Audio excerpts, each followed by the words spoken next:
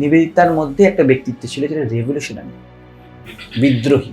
ঠিক, নিবেদিতা বিবেকানন্দের জন্য সব পজ করল, কারণ নিবেদিতা বা মার্গারেট নোবেল তিনি কিন্তু তার বাড়িতেও কিন্তু প্রশ্ন করতেন, জিজ্ঞাসা করতেন বিভিন্নভাবে, চুপ করে বসে থাকতেন না। প্রচলিত মান্যতাকে উনি মানতেন না। নিবেদিতার যে ভারতীয় স্বাধীনতার সংগ্রামে আসা, এটা কিন্তু নতুন নয়, এটা নিয়তি ছিল। কিন্তু সৌন্দর্য এটা, নিবেদিতার নিজের চোখটার সাথে বিবেকানন্দের চোখটাকে মেলায়নি, বিবেকানন্দের চোখকেই নিজের মধ্যে দিয়ে খেলতে দিয়েছে। এই যে খালি হয়ে গেল, কিন্তু নিবেদিতার মধ্যে কি ছিল? বিদ্রোহী। পরবর্তীকালে ওটাই এলো, কিন্তু সৌন্দর্য হলো এর মধ্যে বিবেকানন্দ ঘুলে মিশে গেল।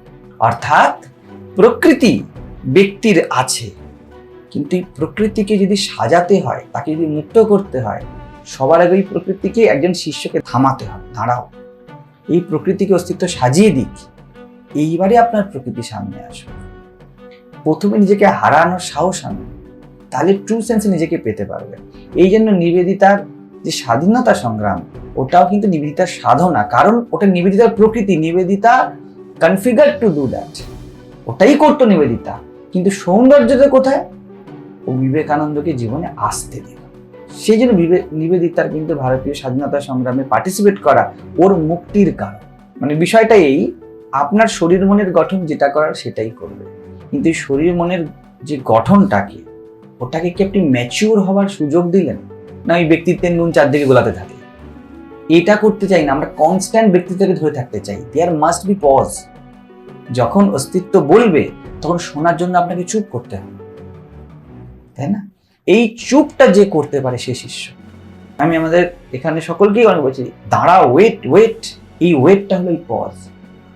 তারপরে কি আপনি কি সব ভুলে গিয়ে অন্যের রঙে রাঙিয়ে যাবেন? জেনে রাখুন, পৃথিবীতে প্রত্যেকের আলাদা রং, কেউ একই রঙে রাঙে না।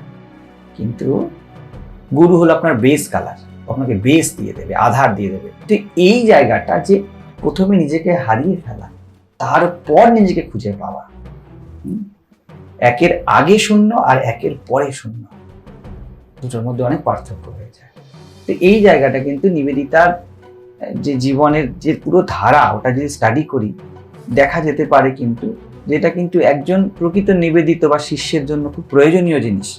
আর এর জন্য কিন্তু কোনো দেশ, এই দেশের ওই দেশের, নিবেদিতারই জীবন, নিবেদিতা মহান, এইরকমই ভাবনা রাখার দরকার নেই। এর থেকে একদম র্যাশনালি শেখা যেতে পারে যে কিভাবে জীবনকে ম্যাচিওর করতে হয়। এই জায়গাটা কিন্তু একটা সুন্দর দিক, আমরা ভাবলে বুঝতে পারবো।